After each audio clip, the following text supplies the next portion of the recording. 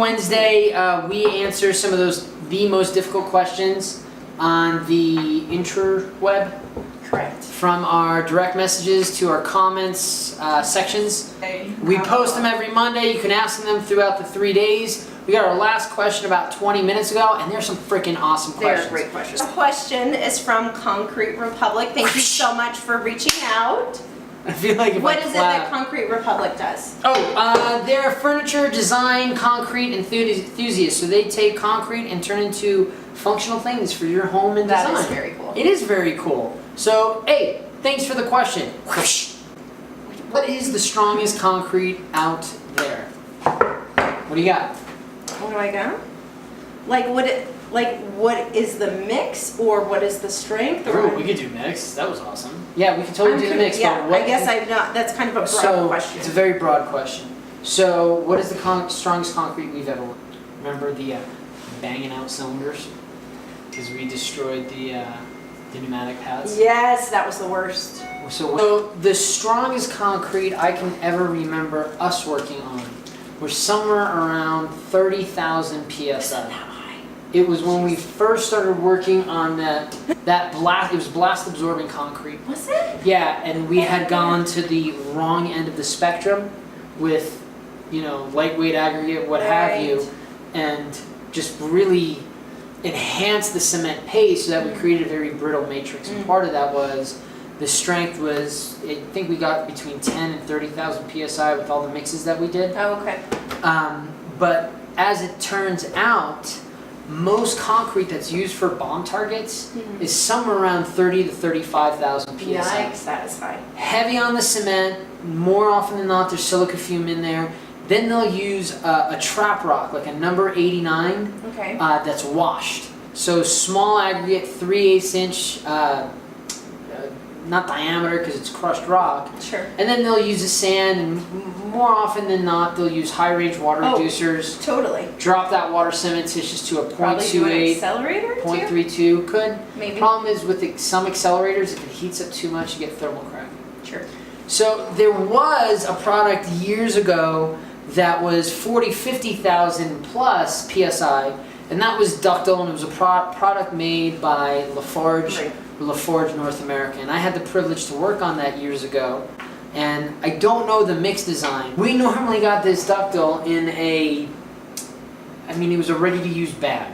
Really? Right, so you chop the bag, you threw them in the mixer, and I can't remember, did we add aggregate or they gave us aggregate, but it was so strong that you had to wrap it with saran wrap while you were breaking it.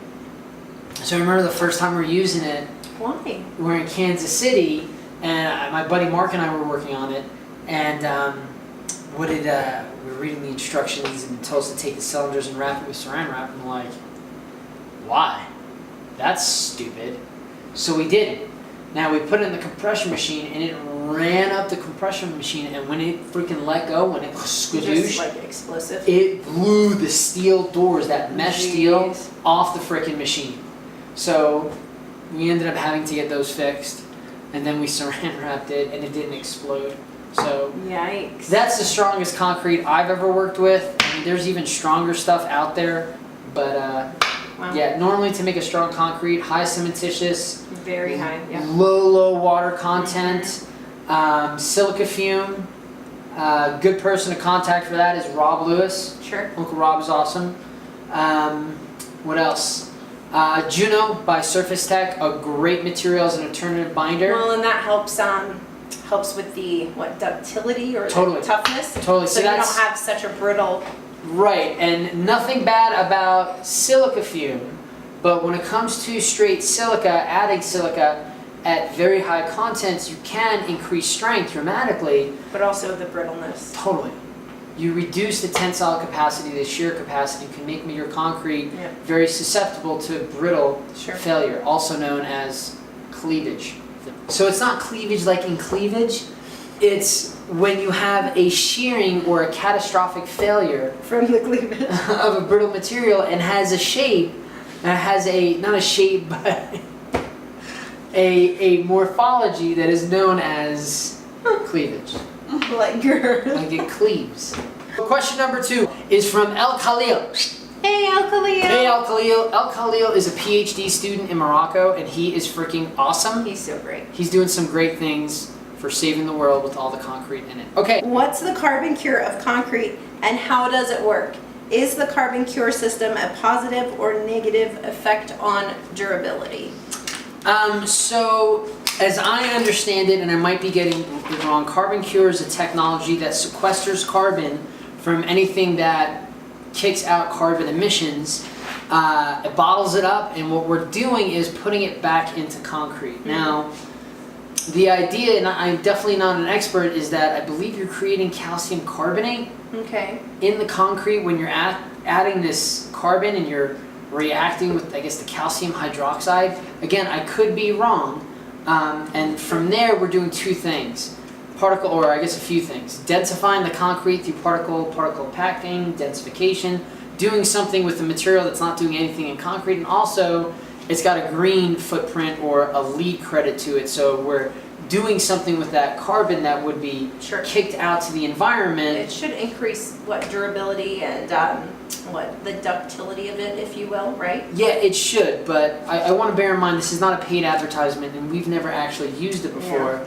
A great company that has used it, and there's a lot of information that they've posted, is Thomas Concrete in Atlanta, Georgia. Not Atlanta, but Georgia. It is in the Georgia, Atlanta area. Yes. I mean, they're one of the largest concrete providers out there. Right. But they've done a lot of work with Carbon Cure, and then of course you can go to the Carbon Cure website. And Sure. we actually worked with one of the gentlemen who founded that company on ACI 241A. Oh, sure. His name's not coming to mind, but great company. Steve Santa Cruz is the president of Surface Tech, a company that I get to work with every freaking day as their chief technical officer, and that's something that we're going to include in another video. But Steve asks a very relevant question. I actually used the word that was in his question, which is, what is the relevance of alternative binders and alternative secondary or supplementary cementitious materials? They are incredibly relevant, especially with the fly ash shortages and variabilities that we are dealing with. So having some alternative binders that can help take care of some of those issues, like ASR is one of the big factors that fly ash helps take care of. Shrinkage as well, right? Yes, absolutely, absolutely. I mean, that is, when you look at alternative binders, you fall under ASTMC 1709. Right. And there are minimum tests that you have to do to certify Correct. that your product has a certain performance feature and benefit, a value-added Right. performance feature and benefit. So freeze-thaw, ASR, shrinkage, compressive strength, flexural strength. Right. The point about fly ashes and other materials is a great point, but it's not just that. It's also, I guess, having other options. Not Other being option- locked into one thing, and then potentially having.